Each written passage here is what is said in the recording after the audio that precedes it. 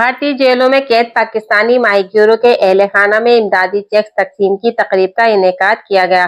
فشرمینز cooperative society FCS کی chairperson Fatima مجید اور directors کی جانب سے بھارتی جیلوں میں قید پاکستانی ماہی گیروں کے اہل خانہ میں امدادی چیکس تقسیم کیے گئے۔ اس موقع پر چیئرپرسن فاطمہ مجید نے کہا کہ انہیں ماہی گیروں اور ان کے خاندانوں کے دکھ اور مشکلات کا بخوبی احساس ہے۔ وہ ہر پلیٹ فارم پر ماہی گیروں کے حقوق اور رہائی کے لیے آواز بلند کرتی رہی ہیں اور آئندہ بھی کرتی رہیں گی۔ ان کا مزید کہنا تھا کہ فشرمینز کوآپریٹو سوسائٹی کا ادارہ ماہی گیروں کے ساتھ کھڑا ہے اور مشکل کی اس گھڑی میں انہیں تنہا نہیں چھوڑے گا، جبکہ اہل خانہ نے امدادی تعاون پر چیئرپرسن فاطمہ مجید کا شکریہ ادا کیا۔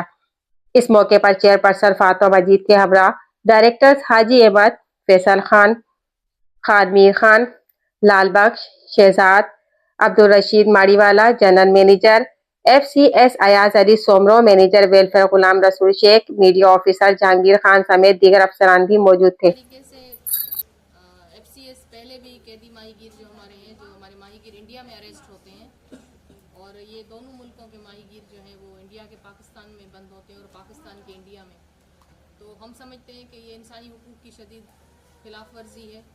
اور ایسا نہیں ہونا چاہیے۔ یہ سفارتی لیول پر اور ریجنل لیول پر یہ مسئلہ جو ہے وہ حل ہونا چاہیے، کیونکہ ہم سمجھتے ہیں جو انلیگل ایکٹیویٹیز میں ملوث نہیں ہیں ہمارے ماہی گیر، تو ان کو چیکنگ کے بعد دونوں ملکوں کے ماہی گیروں کو جو ہے وہ فوری طور پر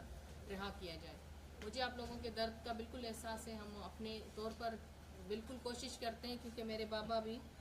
اریسٹ رہ چکے ہیں انڈیا کی قید میں 1988 میں، تو FCS جو آپ لوگوں کے ساتھ ہے، اور جو ہم سے FCS سے جو ہے آپ لوگوں کی مدد ہو سکتی ہے ڈاکومنٹیشن کے حوالے سے، جس طرح شیخ صاحب نے آپ لوگوں کو بتایا کہ خاص کر کے ہماری جو بنگالی فیملیز ہیں، تو ان کے ماہی گیر جب ماہی گیری پر جائیں تو آپ لوگ جو ہے اپنا ہی شناختی کارڈ استعمال کریں، کسی اور کا نہیں کریں، کیونکہ پھر ویریفیکیشن میں ٹائم لگتا ہے اور پھر اسی وجہ سے جو ہے رہائی میں بھی بہت ٹائم لگ جاتا ہے۔ تو آپ سب کے